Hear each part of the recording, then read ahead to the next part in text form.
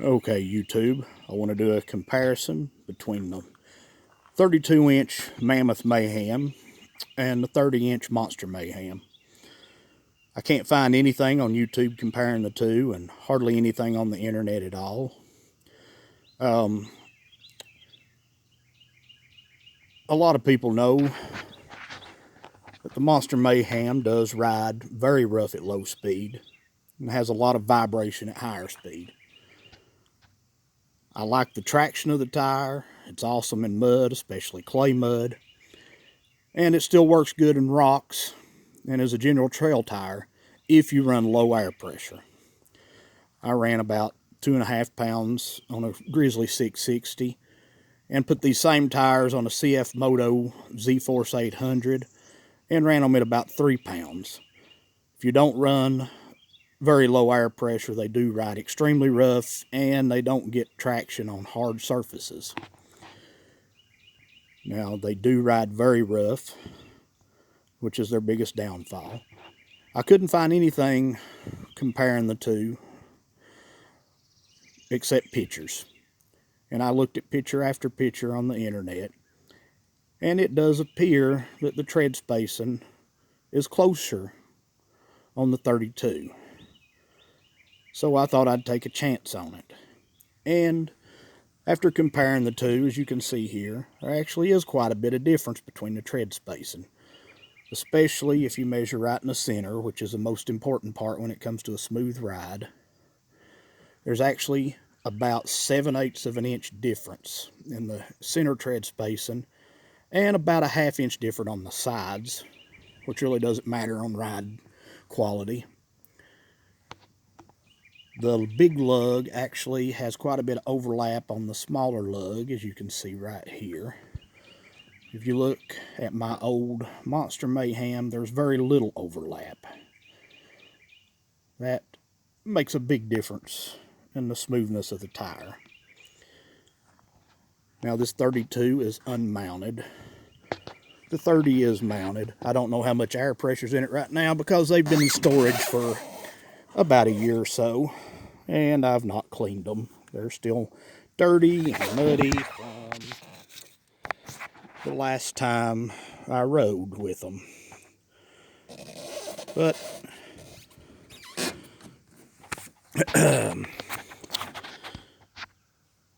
height comparison, this is not accurate. But there does seem to be a good 2-inch difference. I'll do a better measurement when I actually get it mounted and get some air in it. Put the same amount of air in both tires and compare them. Now, these tires do have quite a bit of wear, about 1/4 inch off the tread, so about a 1/2 inch in height when you count both sides. But when they were new, mounted with air, they were 29 inches, not 30. Right now, unmounted, this one is just about 31 inches, or about 30 7/8. It may be a little taller when it's mounted and has some air in it. It may actually be 32. The tread is 2 inches deep, just like it's advertised. And when these were new, the tread was 1.75 inches, just like they're advertised.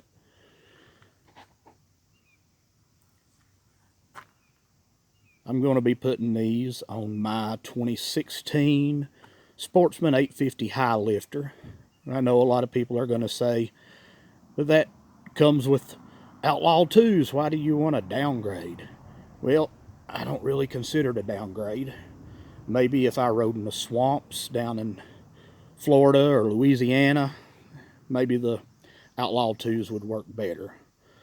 But here in East Tennessee in the mountains, where there's a lot of rocks and hard trails and all the mud is clay mud, these tires are great. They get extremely good traction and they'll climb out of just about any kind of mud hole. And they work a lot better on rocks than the Outlaw 2. And my Outlaw 2s, my Sportsman doesn't have power steering. It's very hard to steer with the Outlaw 2s. And it wants to wander a little bit. I think that's because of the tall shoulder lugs. I think these should work better. And for the riding I do, I don't think I can go wrong with these. I think they will ride a lot better than the 30s. That was my main concern. But I did take a chance because I didn't know if the tread spacing would be closer, but it is closer, so they may ride a little rough, but I think they'll be a lot smoother than the 30s. And I will do a better comparison when I get them mounted. I'm still waiting for my wheels to come. I have them ordered, but they're not here yet. And when I get some air in them, I'll put the same air in both tires and do a little better comparison.